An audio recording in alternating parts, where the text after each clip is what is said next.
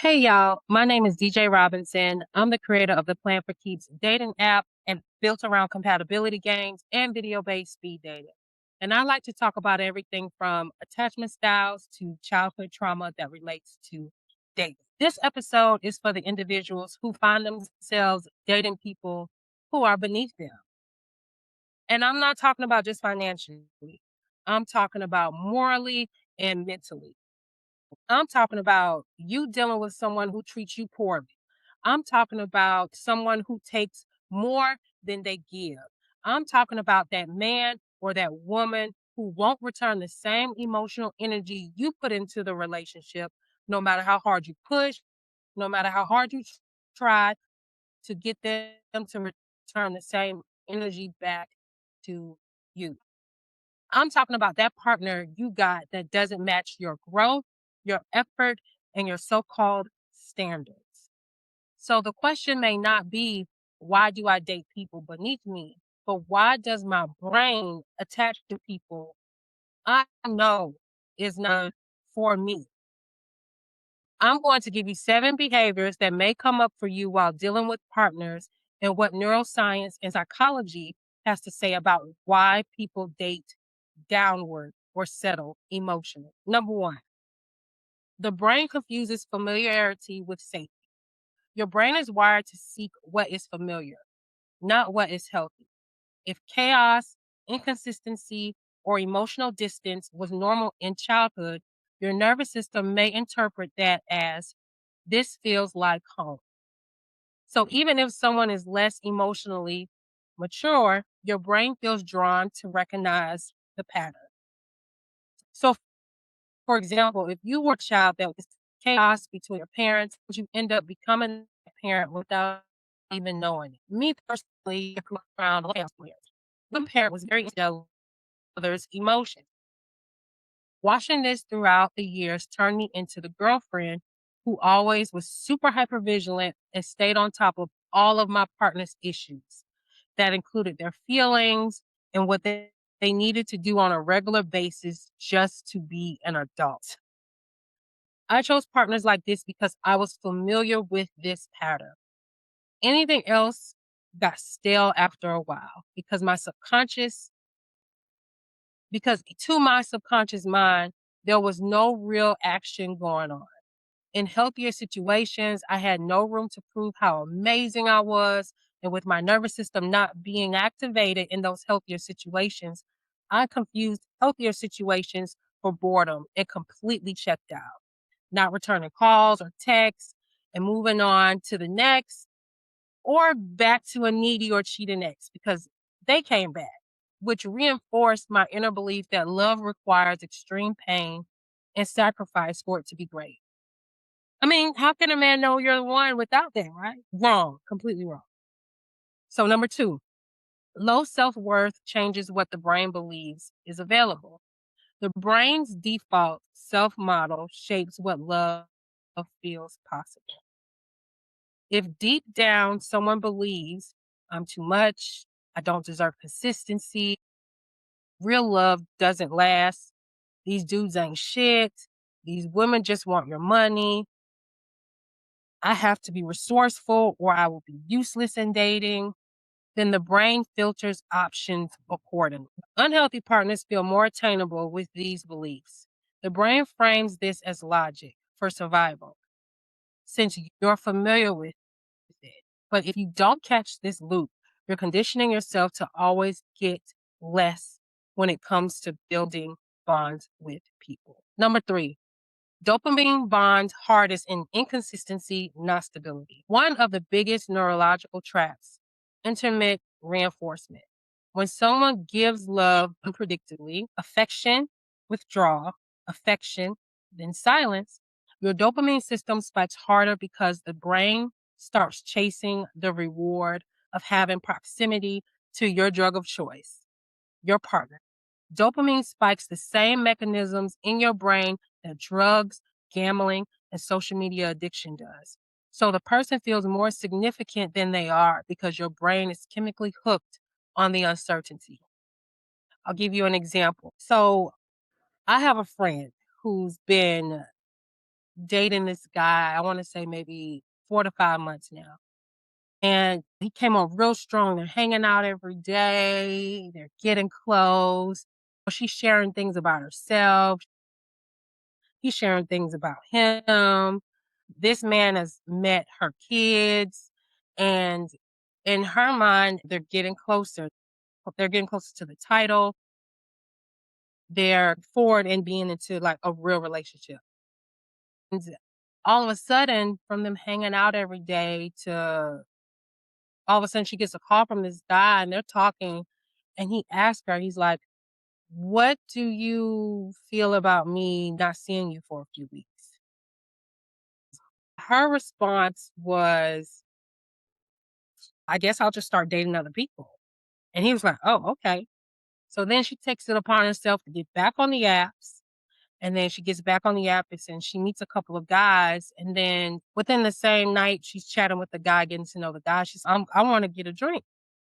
And, she was like, "You open to getting a drink?" And he was like, "Sure." So she goes out on this date with this new guy. And then she's out on a date. And then she texts the old guy who basically said, how do you feel about taking a pause for a few weeks and you don't see me for a few weeks? And she texts him like, "Oh, I'm on a date," or whatever. And then he texts back the old guy's like, "Oh, okay." And then he says, "Well, how does this weekend sound?" And for me, it's like play games with somebody that you are serious with in the first place. And that's what I would have thought, and I would have moved on with my healed self. She, of course, saw him that weekend. And but that's the example of the point that I just made. You are so hooked on this situation, you'll do anything just to keep it going. You know what I'm saying? Instead of just saying, "Oh, okay, so he's playing games. Let me move on." Anyway, number 4, the attachment system prioritizes connection over dignity. Your attachment system is survival based. Your brain reads emotional abandonment like a threat. Fix this, don't lose them. Hence the example that I just gave. Even though it was a little petty, she decided to play petty and she figured that would bring him back, and it did. It reeled him on back. So instead of choosing someone who matches you, your nervous system chooses someone who activates you. So it may not be love you're chasing. It may be just relief, because if you don't understand the nervous system loop in any situation that you're in when it comes to dating and relationships, if you're in a toxic one, once you feel y'all are good again, your nervous system calms down. Number 5, people choose partners who match their emotional ceiling. Many people don't date at their potential, they date at their emotional capacity. If someone hasn't healed abandonment wounds, fear of being alone, unprocessed trauma, they may unconsciously choose someone beneath them because it feels less risky than being fully seen by someone healthy. Healthy love requires vulnerability, while toxic love requires performance. A lot of people who get with partners who are so called beneath them think they are being vulnerable because they are extending themselves to be there for their partner and putting themselves on the line. But if they really sat through it and thought about it, they're hiding behind these people, especially if you have resentment in the process. You're unconsciously hiding what you feel about yourself, because we can only go as deep with others as deep as we're willing to go with ourselves. So trying to get a partner to be different for you and change when you can't change yourself or won't change the situation, that's an issue. And whether the partner speaks on it or not, they recognize that on a subconscious level. Number 6, the brain seeks validation through earning love. Some people don't want peace, they want proof. So they date someone emotionally lacking because the subconscious goal becomes, if I can make them choose me, I'll finally be worthy. That turns the relationship into a mission and not a bond. Number 7, repetition compulsion. The brain replays unresolved pain. The brain sometimes repeats old dynamics hoping for a new ending. Example, if someone never got love from an emotionally unavailable parent, they may choose unavailable partners, hoping this time I'll win. Now, again, this is all subconscious.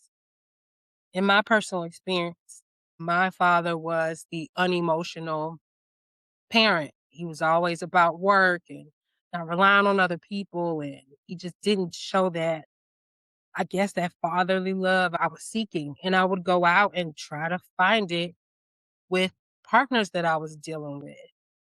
And how I ended up trying to find it, again, I was that partner that wanted to be resourceful. I wanted to be needed because if I'm needed, you can't get rid of me. You know what I'm saying? So with that, I would try to get approval from these partners who weren't available emotionally because they were trying to survive. They were trying to live their life and figure out next steps, and they had no idea where they were going. So I think in my own way, I was trying to be that savior so then I could get that approval, that love. This time I win. I have the love and affection and attention from just whatever I needed as a child. So I would replay that trauma response and that trauma of not receiving and getting that love that I needed as a child and was seeking that out from partners and seeking it out from emotionally unavailable partners to get that proof like that I can get an emotionally unavailable person to love me because that's what I experienced as a child.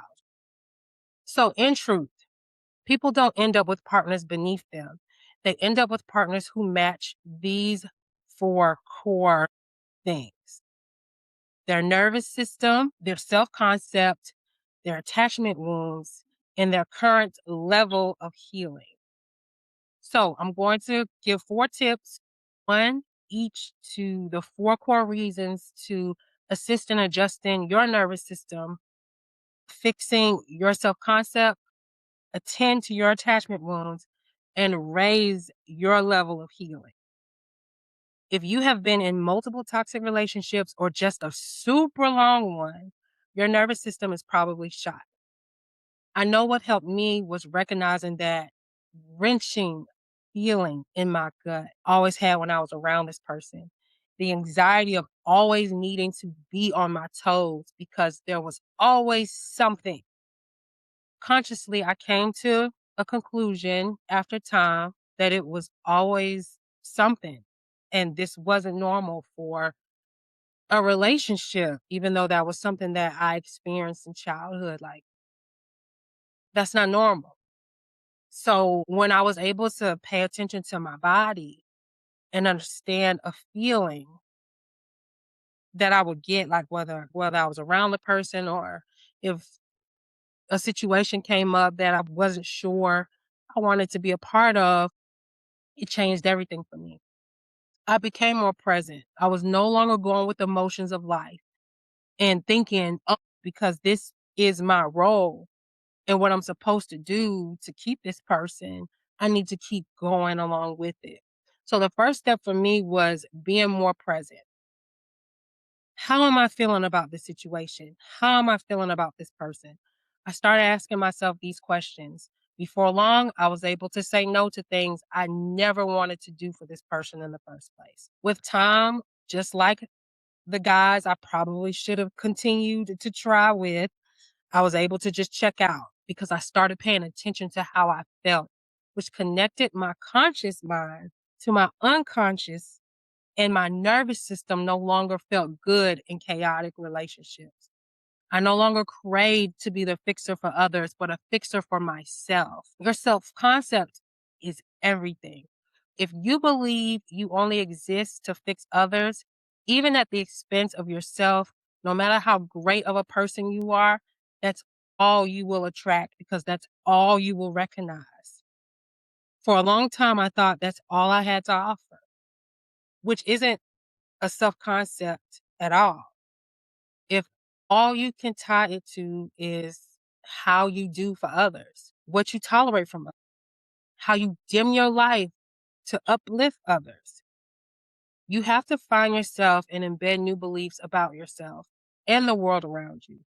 One way of doing this is by not defining yourself by what you've survived, but what you choose in the present day now. What does the most healed version of me tolerate? What do I believe I deserve? What boundaries prove I love myself? You heal attachment wounds by proving to your nervous system you can love safely or that love can be safe.